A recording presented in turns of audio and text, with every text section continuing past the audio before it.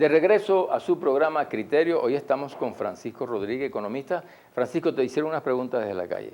Sí, en términos de inflación, nosotros creemos que la inflación va a seguir alta, pero se va a comenzar a moderar. Este año la vemos en 2016 en 358%. Para el año que viene creemos que va a bajar al orden del 270%. Todavía es alta, pero se está moderando. Dado que el gasto público en términos reales ha caído significativamente, la presión inflacionaria se vuelve algo menor. En términos de cuánto tiempo toma salir de la crisis, bueno, yo creo que la tendencia ya se está comenzando a revertir. Sin embargo, tiene que haber cambios en las políticas económicas, en particular en temas tales como la unificación cambiaria, el tema de la gasolina, la electricidad, ir hacia una política de subsidios directos que podrían ayudar a que ese crecimiento fuese mucho más fuerte, porque la economía debería crecer no al 1,9, deberíamos buscar que la economía creciese al 4, al 5% anual. Sí, bueno, nos estabas hablando, Francisco, sobre el Citibank Sí, y su incidencia en la política económica en sí, Venezuela. eso es algo muy interesante y en realidad lamentable que pasó. Venezuela y Petróleos de Venezuela en particular aquí ha informado que ellos pagaron puntualmente los bonos con vencimiento en el 2021 y en el 2024, pero efectivamente los tenedores de bonos comenzaron a percibir un retraso, no recibían los depósitos. Y según lo que ha informado PDVSA, a pesar de que esos bonos se pagaron, Citibank comenzó a retrasar los pagos. Esa O es la sea, que es información responsabilidad oficial. del Citibank Esa es el la retraso información que hubo. oficial. Bueno, Citibank no ha respondido, Citibank no ha explicado qué fue lo que pasó con eso, entonces lo que tenemos es la información que viene de PDVSA. Ahora, ¿cuál es el problema de fondo que hay aquí? Hay que recordarse que en el mes de julio Citibank comenzó a cerrar las cuentas de corresponsalía de Venezuela, tanto de Venezuela como de Petróleos de Venezuela. Y además Citibank decidió renunciar a ser agente de pago. El agente de pago es precisamente el que paga los intereses de los bonos. Lo que pasa es que en el contrato original Citibank no puede dejar de ser agente de pago sino hasta que PDVSA no Se consiga cumpla. otro agente de pago. Y bueno, PDVSA todavía no El ha nombrado contrato. otro agente de pago. Pero entonces lo que nosotros tenemos es una institución que está trabajando con PDVSA como a regañadientes. Y efectivamente este tipo de retrasos ocurren porque no es una institución que quiere estar ahí. ¿Se puede Ahora, interpretar eso, Francisco, como un ataque al país desde el punto de bueno, vista yo creo que, de las transnacionales? fíjate, pero para mí no es tanto, o sea, yo no le atribuiría tanto directamente la responsabilidad a Citibank como al hecho de que esto es consecuencia de las políticas que ha tenido el gobierno norteamericano con respecto a Venezuela. Porque Citibank lo que está haciendo es cuidándose de las acciones del Departamento del Tesoro, y el Departamento del Tesoro efectivamente está siendo muy estricto de la forma en la que no lo son con otros países y con otras entidades, por el hecho de que Estados Unidos ha impuesto sanciones sobre Venezuela. Entonces ahí yo sí creo que el conflicto internacional está llevando a problemas en la capacidad de pago del país, donde sí sería algo importante que este proceso se encarase y que se buscase dentro de las soluciones que se están buscando al tema económico, que también se busque una normalización de las relaciones con Estados Unidos, y dada una normalización de las relaciones con Estados Unidos, no tiene sentido que exista ningún tipo de sanciones contra Venezuela. Francisco, hay un problema que gravita sobre todo la economía del país, que es el dólar paralelo. Recientemente ha tenido una escalada infernal, pudiéramos llamarla, ¿no? ¿A qué obedece eso y por qué nos afecta de esa manera? O sea, estamos en un país a expensas de una página web que es hasta anodina. Sí, sí. Bueno, sí, efectivamente una página web que es operada desde Estados Unidos, que se alimenta con transacciones de Instagram, por ejemplo, para construir su base de datos, que se hace de una forma poco transparente, no es una buena forma de fijar el precio de la moneda. ¿Y Pero yo por qué creo, se hace? bueno, esa es una buena pregunta. O sea, se hace porque hay gente que quiere hacerlo y en Estados Unidos, dentro de la libertad de expresión, por supuesto que cualquiera quiere hacerlo, pero además se hace porque los venezolanos buscan un valor referencial de la moneda porque se tienen que hacer transacciones porque el Estado no es capaz de alimentar todas las transacciones al tipo de cambio oficial.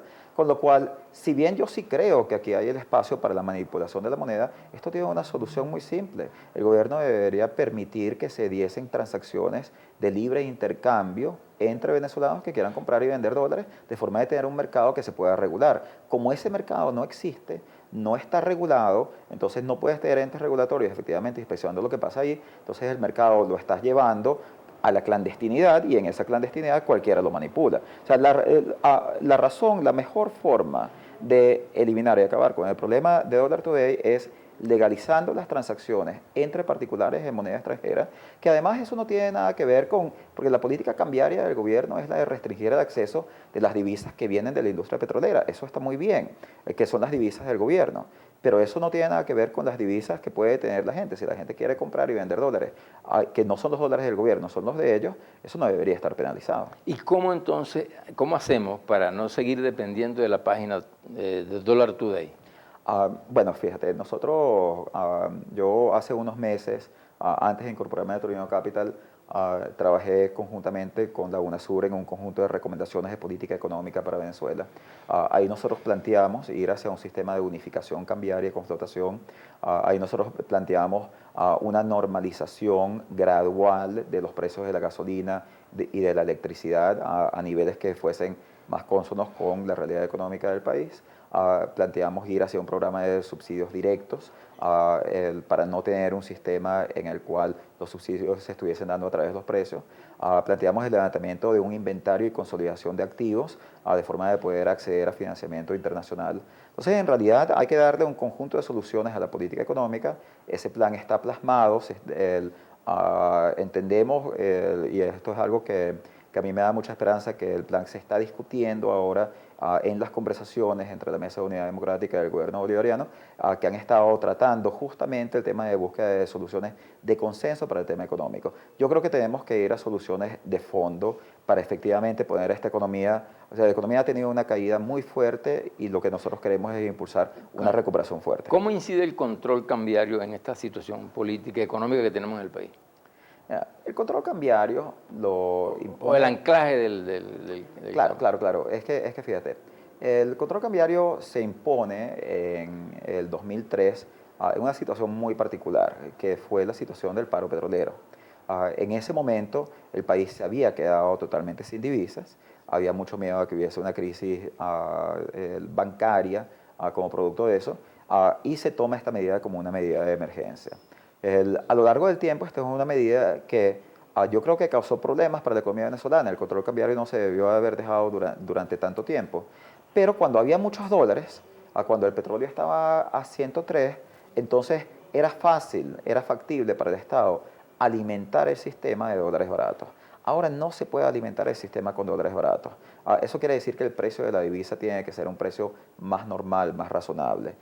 Y por eso es que lo que nosotros planteamos en ese equipo de UNASUR fue la idea de ir hacia una unificación y flotación cambiaria que efectivamente fuese capaz de reflejar que el gobierno ya no tiene dólares baratos para entregar y que aquí la economía tiene que buscar la forma de generar sus propias divisas y si no la forma de producir los bienes que hoy en día se importan, producirlos dentro del país. Ahora, eso uno solo lo va a poder tener si tú tienes un precio de la divisa que funcione. Exacto. ¿Cuál sería el precio real del dólar en este momento? Mira, en este momento el precio del dólar ciertamente no es 4.000, no es 4.800 definitivamente. De hecho, nosotros creemos que un precio de una divisa unificada podría estar por el orden de los 1.000 bolívares por dólar, incluso más bajo. Pero hay que recordar que es que esos 4.800 son la otra cara del 10. Aquí se siguen vendiendo divisas a 10. Entonces, como se venden divisas a 10, cada vez que el gobierno entrega un dólar, que de repente lo debería estar vendiendo a 1.000, hay 990 bolívares que el Estado deja de percibir. Esos 990 bolívares van a tratar de comprar las pocas divisas que quedan en el mercado negro e impulsan hacia arriba el precio del mercado paralelo. O sea que no es de ninguna manera saludable que exista un dólar a 10 bolívares, ¿no? Para nada, eso tiene que cambiar. O sea, ¿y qué medidas tomar en todo caso? O sea, sería unificar el cambio, ¿no? Sí, yo soy partidario de ir hacia una unificación rápida, o sea, porque aquí la idea de ir hacia una unificación gradual que se viene manejando desde hace mucho tiempo. Bueno, fíjate, comenzamos a tratar de hacer una unificación gradual en un momento que Paralelo estaba en 75 y se trató de lanzar el SICAD 2 en aquella época y llegó a 50, pero por no terminar de llevarlo a un sistema unificado, entonces se nos volvió a salir de control. La verdad que este es un problema que llevamos demasiado tiempo tratando de resolver y esta economía, muchas veces la gente le tiene miedo a la unificación porque cree que va a tener muchos efectos dramáticos, pero aquí gran parte del ajuste de precios ya se ha dado. Sí, claro. Francisco, llegamos al final de la entrevista. Danos una reflexión final al país, en breve. El país ha atravesado por momentos muy difíciles. Venezuela tiene muchísimos menos ingresos que los que tenía en el pasado. No es lo mismo un país petrolero que tengamos que administrar con un barril de petróleo a 100, a 110, que un país que se tenga que administrar con un barril que llegó a estar en $25. Eso impone dificultades y eso impone una labor y un reto muy serio para la gente que está a cargo de las políticas económicas, porque si bien la gente tiene que hacer sacrificios, el gobierno también tiene que ser mucho más responsable con la administración de sus recursos. ¿Hay que cambiar el modelo entonces?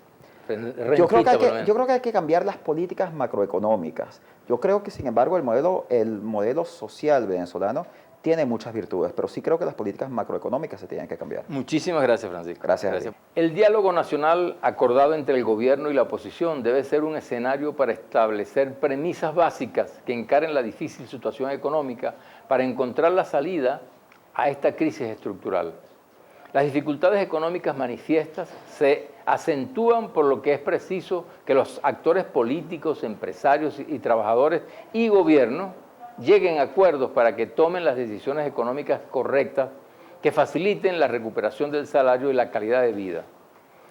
Para salir de esta crisis, se hace necesario que el liderazgo político asuma su papel histórico y deje de un lado los intereses subalternos partidistas de quienes ponen como condición para avanzar en el diálogo el tema electoral por encima del aspecto económico tan urgido de soluciones concretas.